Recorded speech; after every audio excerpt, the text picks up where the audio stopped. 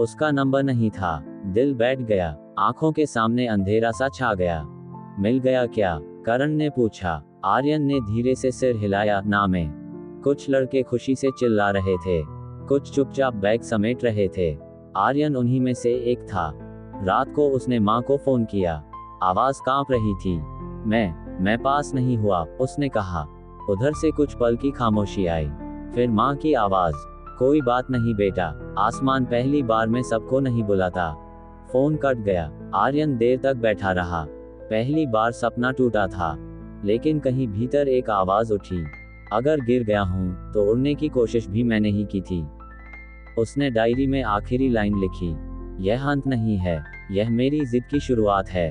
वहीं दूसरी तरफ अंबाला कैंट, दूर से एक लड़की दौड़ते हुए आ रही थी नीले रंग के सलवार कुर्ते में। तभी उसकी नज़र एक बच्चे पर पड़ी, जो बॉल खेलते हुए सड़क पर आ गया था और सामने से एक गाड़ी तेजी से आ रहे थे। उसे देख ऐसा लगा जैसे उसे गाड़ी से उसे बच्चों की जान जा सकती है, और ये देखकर वह अपनी जान लगाकर दौड़ी और उसे बच्चों को खुद की तरफ खींचकर बचा ली, और फिर गुस्से में उसे सफेद कलर के बोलेरो को रोककर बोली, ओ भाई, आंख से अंधे हो क्या और दिमाग से पैदल दिखाई नहीं देता कि बच्चा सड़क पर आया था? अभी तुम्हारे गाड़ी से लग जाता तो क्या होता? गाड़ी संभाल के चलाया करो ना। ओ मैडम, आप मुझे बता रहे हैं ऐसे पहले इस बच्चे को क्यों नहीं रुकती? क्या ये रोड खेलने की जगह है? गलती से बच्चे की थी ना कि मेरी।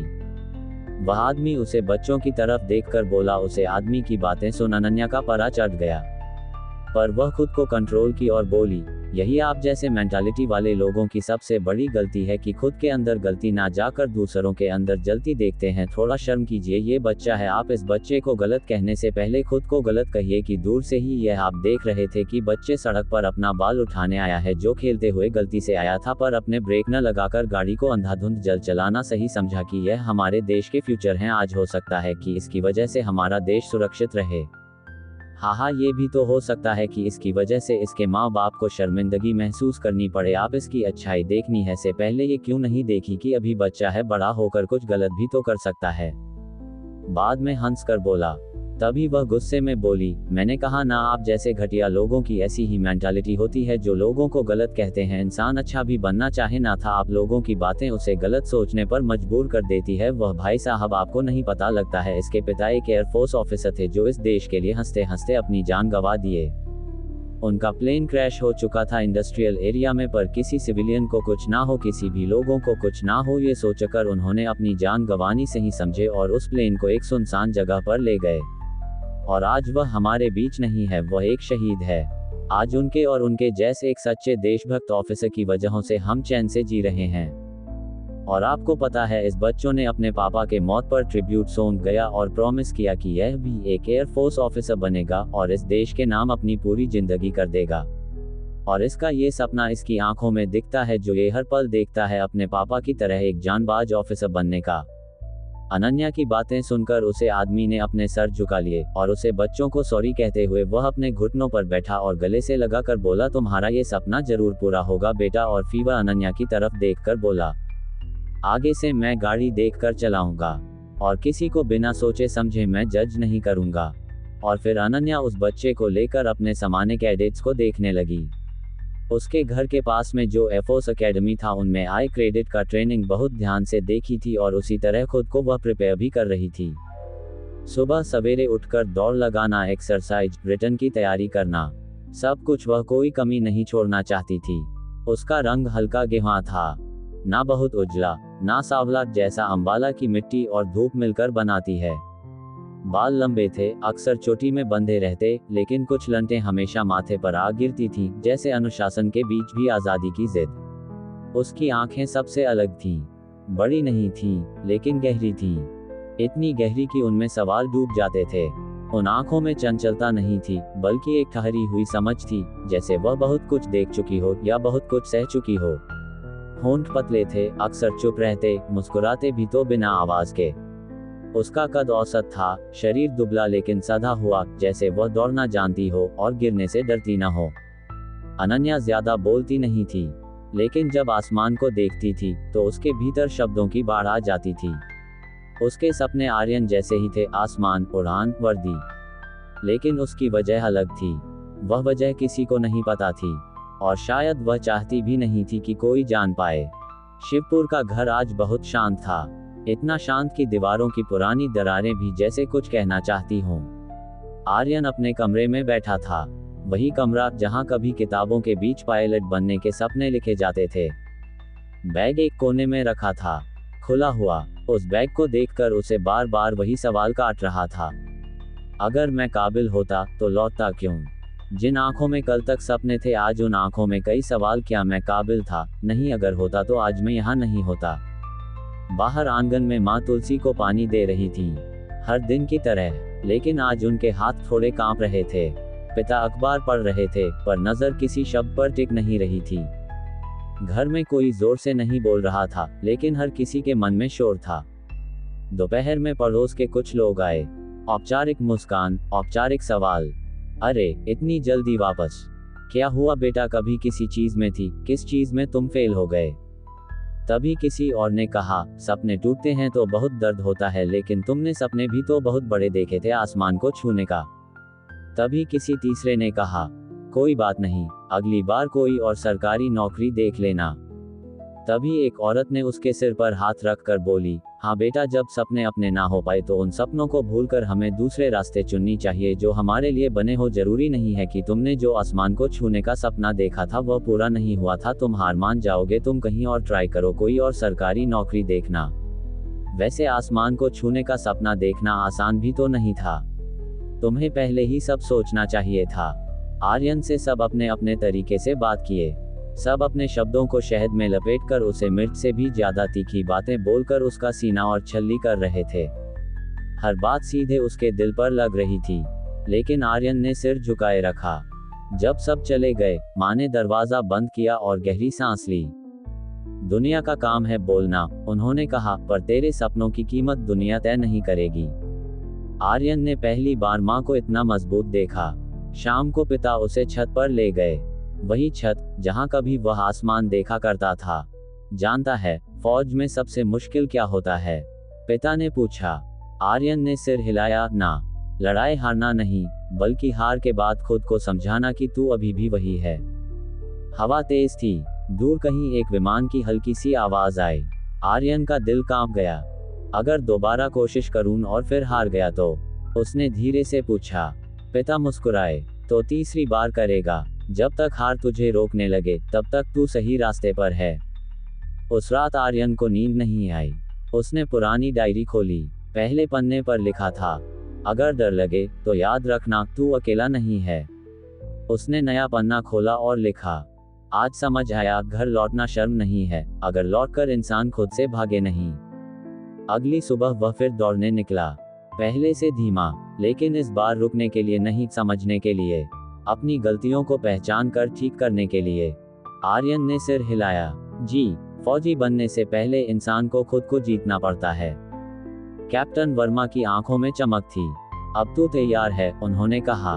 उस रात आर्यन ने डायरी में लिखा, मैं महान इसलिए नहीं बनूंगा कि मैं कभी नहीं गिरा, बल्कि इसलिए कि हर गिरावट के बाद मैं खड़ा हुआ और मैं एक सीख ली। आसमान में तारे चमक रहे थे, वही आसमान, लेकिन अब आर्यन उसे देखने नहीं, छूने की तैयारी कर रहा था। सुबह की ठंडी हवा में इस बार डर नहीं था।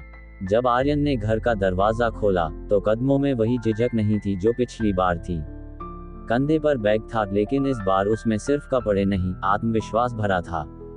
नए जज्बे के साथ नया जुनून, अपने सपने को पूरा करने का और आसमान छूने का। उसने आंगन में आकर अपने सिर उठाकर खुले आसमान की तरफ देखा। आज उसकी आंखों में एक अलग ही चमक थी और फिर अपने मन ही मन कहा, मेरी दुनिया ये नहीं वो है, मैं वहां उड़ाने के लिए बना हुआ हूं। इस बार ना मायूसियत और ना ही और इंतजार, इस बार बस करके दिखाना है, छूना है आसमान। माँ ने तिलक लगाया। इस बार सवाल मत पूछना, उन्होंने मुस्कुराते हुए कहा, जवाब लेकर लौटना। पिता ने बैग की पट्टी ठीक की। याद रखना, उन्होंने कहा, तू साबित करने नहीं जा रहा, तू निभाने जा रहा है, और अपने सपनों की उड़ान भरने। अब तो जो करेगा खुद के लिए नहीं, अपने सपनों के लिए और इस देश के लिए। मुझे पता है तू एक अच्छा फौजी बनेगा, इस देश को, इस धरती माँ को तेरे जैसे बेटे की बहुत जरूरत है। आर्यन ने सिर झुकाकर प्रणाम किया। आंखों में आंसू थे, लेकिन वे कमजोरी के नहीं थे। ट्रेन चली, वही पटरियां, वही आवाज, लेकिन भीतर सब कुछ बदला हुआ था। खिड़की के बाहर भागती जिंदगी अब उसे रोक नहीं रही थी। वह जानता था उसे कहाँ पहुंचना है। डिब्बे में कुछ नए चेहरे थे, कोई घबराया हुआ, कोई जोश से भरा। एक लड़का बार बार हाथ मल रहा था। पहली बार? आर्यन ने पूछा। लड़का चौंका। हाँ, डर लग रहा है। आर्यन मुस्कुराया। अच्छी बात है, डर वही महसूस करता है जो कुछ पाना चाहता है। पहली बार वह किसी और को हिम्मत दे रहा था। चयन केंद्र का गेट फिर सामने था। वही शब्द, touch the sky with glory. इस बार आर्यन ने सिर झुकाया नहीं। उसने सीधा देखा। चेहरे पर एक अलग ही आत्मविश्वास था। उसने पूरे आत्मविश्वास के साथ अपने कदम अंदर रखे। अंदर कदम रखते ही आदेश गूंजे, लेकिन अब वे उसे डराते नहीं थे, वे उसे दिशा दे रहे थे। मेडिकल, फिजिकल, हर टेस्ट में वह पूरी ताक नहीं, पूरी समझ से उतरा। उसकी सांस तोएं टूटी, लेकिन कदम नहीं रुके। गुड, एक इंस्ट्रक्टर ने कहा। गुड, ये बस एक शब्द था, लेकिन आर्यन के लिए बहुत कुछ था। उसके अंदर दुगना जोश आ गया, अपने सपने को पूरा करने का। आर्यन ने फोन बंद किया, लेकिन बंद करने से पहले बोला, कैप्टन वर्मा सर को ये बता दीजिएगा आज ये जीत मुझे उनकी वजह से भी मिली है। डायरी खोली और लिखा। आज समझ आया, लगन जब जिद बन जाए तो किस्मत को झुकना पड़ता है। आसमान आज भी वही था, लेकिन अब वह आर्यन को पहचानने लगा था, क्योंकि उसे पता था इससे अब छूना है आसमान। दूसरे दिन, आज से आर्यन का अपने सपने का उड़ान भरने का सफर हुआ शुरू। अकादमी की सुबह किसी आम सुबह जैसी नहीं होती। यहाँ सूरज अलार्म से पहले निकलता है और सपने नींद से पहले टूटते हैं। आर्यन की आंख सीटी की आवाज से खुली। उठो, 5 मिनट में मैदान में। इंस्ट्रक्टर की आवाज गूंजी। यह आवाज आदेश नहीं थी, ये दीक्षा थी। आर्यन ने जल्दी से बिस्तर समेटा। बाकी सब भी जल्दी जल्दी अपने बिस्तर समेटकर तैयार होने लगे। पूरी अकादमी में इंस्ट्रक्टर की आवाज के बाद अफरा तफरी मच गई थी। हर कमरे में 2-2 कैडेट रहते थे। आर्यन अपने कमरे में अकेला था। अभी उसका रूम पार्टनर कौन होगा, कैसा होगा, आर्यन को नहीं पता था, क्योंकि वो आया ही नहीं था। नहीं, अकादमी में तो गया था, बट आर्यन को पता चला कि वह आज अपने किसी दोस्त के साथ अकेडमी के एक कैडेट के साथ सोया था। वो जब नहाकर आया, टॉवेल सामने टंगी थी उसकी पहली वर्दी। नीली नहीं, अभी सादी ट्रेनिंग यूनिफॉर्म, लेकिन उसके लिए ये किसी पदक से कम नहीं थी। जैसे ही उसने उसे पहना, उसे लगा मानो उसकी रीढ़ अपने आप सीधी हो गई हो। ये अलग है, इसके डिसिप्लिन से पता चल रहा है कि यह बचपन से इसी डिसिप्लिन में बड़ी हुई है। तभी अचानक से उस लाइन में शोर मच गई। सबने पीछे पलट कर देखा तो एक लड़का था जो शोर के साथ एंट्री की और आते बोला, ओ भाई, ये लाइन है या रेलवे प्लेटफॉर्म। सब मुड़े और उसकी बातें सुनकर सब हंस दिए। तभी उसने कहा, हाय, आई एम करण। करण मेहरा, उम्र 21 साल। हंसमुख, आत्मविश्वास और वो आदत की कमरे में घुसते ही कमरा उसका हो जाए, या यूं कहूं पूरे कमरे के साथ उनमें रहने वाले लोगों को भी अपना बना ले। वो आर्यन के बगल में आ खड़ा हुआ और हंसकर बोला, पहली बार घर से इतनी दूर आया हूं, पर दिल बोल रहा है यही सही जगह है। आर्यन मुस्कुराया। आर्यन, करण, बस इतना, और उनकी दोस्ती वहीं शुरू हो गई। वही तीसरी लाइन के पीछे एक लड़का चुपचाप खड़ा था, जिसे करण बहुत ध्यान से देख रहा था। तभी उसके पीछे खड़ा लड़के ने उसके तरफ झुककर धीमे से कहा, इसका नाम समीर है। ये किसी से उतना बात नहीं करता, लगता है अपने परिवार को याद कर रहा है।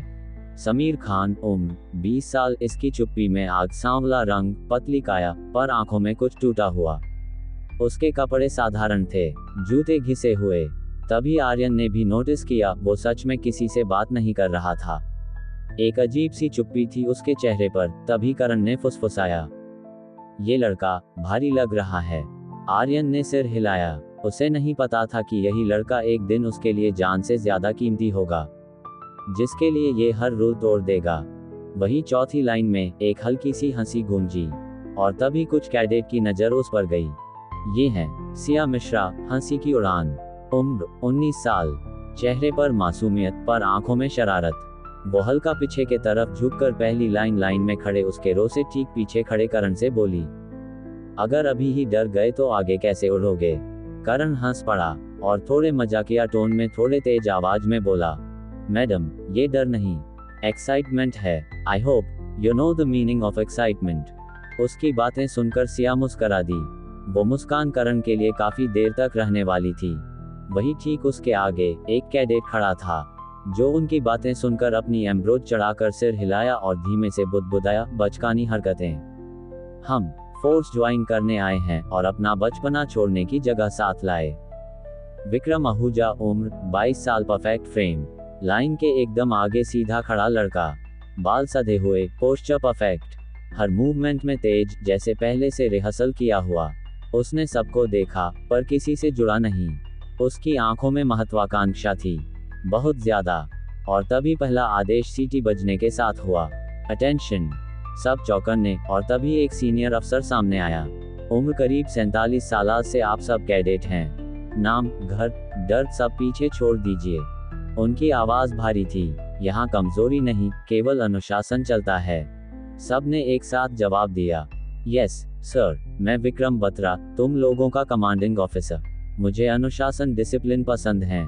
जो अनुशासन में नहीं रहते उन्हें सिर्फ इस ट्रेनिंग ग्राउंड से ही नहीं, इस अकादमी से बाहर फेंक दिया जाता है। और यहाँ थकने वालों की कोई जंगल और जरूरत नहीं, वह पहले ही यहाँ से जा सकते हैं, और जो नहीं गए उन्हें मैं भेज दूंगा। Everyone heard. यहाँ किस किस को थकावट हो रही है, कितने को अभी इंस्ट्रक्टर की आवाज से परेशानी हुई। वो एक स्टेप आगे आए, कैडेट क्या तुम्हें थकावट हो रही है? नो सर, सभी ने पूरे जोश और जज्बे से कहा। अच्छा है, अपने इस जज्बे को आखिरी दिन तक बरकरार रखना। मेरा काम है तुम लोगों के इस जज्बे को तोड़ना और टूटे लोगों को इस अकादमी से धक्के मार कर निकालना। यहाँ कोई खास नहीं है, कमांडेंट की आवाज गूंजी और उनके इस शब्दों पर बहुत जोर था। यहाँ वही टिकेगा जो खुद से लड़ना जानता है। और फिर पहली ट्रेनिंग शुरू हुई, शरीर को तोड़ देना वाला। दौड़, पुशअप्स, क्रॉलिंग, सब एक पर एक। सबसे पहले दौड़ शुरू हुई, पूरे ग्राउंड के 3 चक्कर। पहला राउंड, दूसरा, तीसरा राउंड। पैर जवाब देने लगे, फेफड़े जलने लगे, कई कैडेट पीछे छूटने लगे। आर्यन ने दांत भींच लिए। उसे कैप्टन वर्मा की आवाज याद आई, जब शरीर कहे बस, तब समझना असली ट्रेनिंग शुरू हुई है। वह रुका नहीं। वही सूरज चढ़ चुका था, पसीना बह रहा था, और तभी करण हाँफते हुए बोला, ये ट्रेनिंग है या बदला? लगता है ये लोग हमसे हमारे किसी जन्म का बदला इस तरह हमें तड़पा कर ले रहे हैं। तभी उसकी बातें सुनकर सिया ने दांत भींच ली। वही समीर कुछ बोले बिना सब करता गया। वही अनन्या भी पीछे नहीं हटी। उसके चेहरे पर दर्द था, पर आंखों में हार नहीं। और विक्रम को तो देखकर ऐसा लगा जैसे उसे इन सब की वर्षों से आदत है। इतना वो नॉर्मल था। दिन भर ड्रिल, क्लास, अनुशासन, हर छोटी गलती पर सजा, हर सही कदम पर सन्नाटा। यहाँ तारीफ नहीं मिलती, यहाँ आदतें बदली जाती हैं। वो खुद से कहा। शाम को जब कैडेट्स लाइन में खड़े थे, इंस्ट्रक्टर ने कहा, आज कई टूटे, कुछ बचे, और जो बचे हैं वही कल की रीढ़ बनेंगे। आर्यन थका हुआ था, लेकिन भीतर कहीं अजीब सी शांति थी। आज सबकी अपने परिवार से दूर इस सफर में पहली रात थी, जहां सब खुद के दम पर दोस्ती की नींव रखेंगे और एक परिवार बनाएंगे, जो बिना किसी खुश के रिश्ते होंगे। रात को बैरक में लाइट बंद हो चुकी थी। आर्यन और करण का कमरा एक था। आर्यन बिस्तर पर लेटा था, वहीं करण कमरे में रोते हुए चलते पंखे को देखते हुए कहा, यार मुझसे नहीं होगा, मैं ऐसे इस पंखे के दर्द को नहीं देख सकता। ये बेचारा पंखा जिसकी इन लोगों ने बिल्कुल हमारी तरह खून चूस लिए है, और फिर भी ये हिल हिल कर रोते हुए चले जा रहा है। ऐसा लग रहा है मानो वो हमसे कह रहा हो, मुझ पर ऐसे सितम ना ढाओ, थोड़ा मुझे बंद करके आराम दिलाओ। तभी आर्यन बोला, तो क्या हम गर्मी में सोए? तभी कारण झट से उठकर बैठा और जल्दी से बोला, नहीं मैं यह नहीं कह रहा, पर जरा एक बार तुम इस बेचारे के तरफ तो देखो, इसकी कितनी मासूम 4 हाथ है जो ना चाह कर भी डोल रहे हैं। मैं तुम दोनों में से किसी को भी दर्द में नहीं देख सकता। तुम्हारा दोस्त हूं तो इस रूम में रहने के नाते ये भी तो मेरा दोस्त हुआ ना। एक आइडिया है मेरे पास, इसके बगल वाले कमरे में ना वो सन्नाटा वाला लड़का है, उसी के कमरे में चलते हैं, एडजस्ट करके आज रात काट लेंगे। कल सूबेदार सूरी जी से कहेंगे कि हमारे रूम का पंखा ठीक कर दे।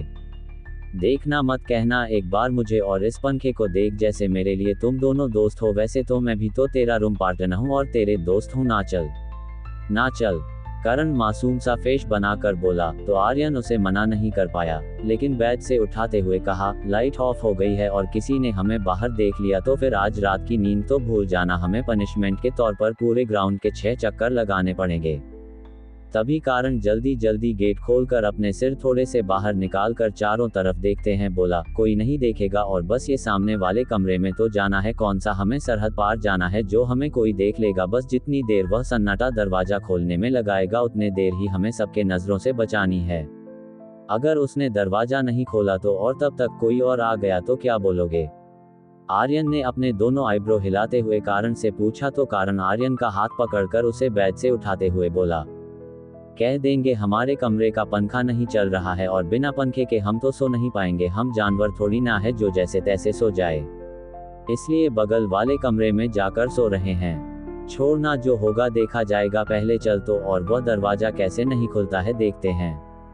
और फिर करण और आर्यन अपने रूम से निकालकर ठीक सामने वाले रूम का दरवाजा पीते, पहली बार के नोक में दरवाजा नहीं खुल पर दूसरी बार के नाक होते ही दरवाजा खुला। समीर सामने खड़ा था, तभी करण उसे साइड करके कमरे के अंदर आर्यन का हाथ पकड़ के ले गया और समीर को फिर साइड करके दरवाजा बंद किया और फिर जब पीछे मुड़ा तो देखा उसमें विक्रम भी अपने बेड पर लेटा हुआ था। तभी करण बेचारा सा फेस बनाकर बोला, भाई तुम सबको पता ही होगा मेरा नाम कारण है और यह आर्यन, हम दोनों रूममेट है, हमारे रूम का पंखा नहीं चल रहा है और सुबह से इतने सारे ड्रिल करके मैं तो थक चुका हूँ और यह भी न जाने कब आकर उठा दे और हमारी नींद पूरी नहीं हुई तो कल का ट्रेनिंग हम लोग के लिए बहुत टॉप हो जाएगा, इसलिए हम पर दया करके अपने साथ सुला लो। यहाँ एक दूसरे की मदद हम ही तो कर सकते हैं ना, बिकॉज हमें अब एक दूसरे के परिवार हैं और फैमिली में तो एक दूसरे की हेल्प होती रहती है। विक्रम कारण की बातें सुना और फिर आर्यन के तरफ देखा और आर्यन को अजीब नजरों से देखा, पर करण को प्यार से देखने के बाद अपना सिर हाँ में हिलाया, जो देखकर कारण खुश हो गया और जल्दी से आर्यन को लेकर समीर के बेड पर सो गया। समीर करण का फेस देखा ही रह गया। तभी कारण समीर की तरफ देखकर बोला, क्या ऐसे क्यों देख रहे हो, हम दोनों रूममेट से इसलिए हम दोनों एक बेड पर सो जाएंगे, तुम दोनों रूममेट सो इसलिए तुम विक्रम के साथ सो जाओ। समीर कुछ नहीं बोला और विक्रम के बगल में अपना पिलो ले जाकर रखा और लेट गया। सब बिस्तरों पर ऐसे गिरे पड़े थे मानो उनमें जान ही ना हो। तभी करण बोला, मुझे तो लगता है कल हम जिंदा नहीं उठ पाएंगे। आर्यन चुप था। तभी समीर ने पहली बार कहा, उठना पड़ेगा। सब उसकी तरफ देखे। क्यों? करण ने पूछा और तभी समीर ने धीमे कहा, क्योंकि यहीं से हम सबकी जिंदगी बदलेगी। वो पल और उसके शब्द छोटे थे पर दोस्ती वहीं पक्की हुई। वही दूसरे कमरे में अनन्या और सिया अपने बिस्तर पर लेटी थी। अनन्या आंखें बंद करके कुछ सोच रही थी। वही सिया अपने परिवार की बातें, आज सुबह करण की बातें और बगल से आ रहे कमरे में से करण की अभी की बातें सुनकर हंसी रही थी। कुछ देर बाद सब सो गए। आर्यन चुपचाप उठा, खिड़की से बाहर देखा। आसमान साफ था, तारे चमक रहे थे। उसने धीरे से कहा, मैं आ रहा हूँ। और फिर आर्यन ने डायरी निकाली। हाथ कांप रहे थे लेकिन शब्द साफ थे। आज पहली बार समझ आया, वर्दी पहनना सम्मान नहीं, जिम्मेदारी है और मैं इसे उठाने आया हूँ। उसने आंखें बंद की और फिर खुद से बोला, कल फिर वही सीटी बजेगी, फिर वही दौड़, फिर वही संघर्ष। और फिर वह मुस्कुराया, क्योंकि अब वह भाग नहीं रहा था, वह बन रहा था। उसे नहीं पता था कि यही दोस्त, यही ट्रेनिंग, यही जगह एक दिन उसे तोड़ेगी भी और बनाएगी भी। आगे आने वाले एपिसोड्स में कठोर ट्रेनिंग, दोस्ती और प्रतिस्पर्धा, पहली उड़ान की तैयारी और वह हादसा जो आर्यन की आत्मा को झकझोर देगा। आपको ये पढ़ने मिला कैसे आर्यन ने किया अपने सपने को पूरा और बना एक जानबाज पायलट। जाने के लिए पढ़िए छूना है आसमान, कहानियों की दुनिया की पूजा के साथ।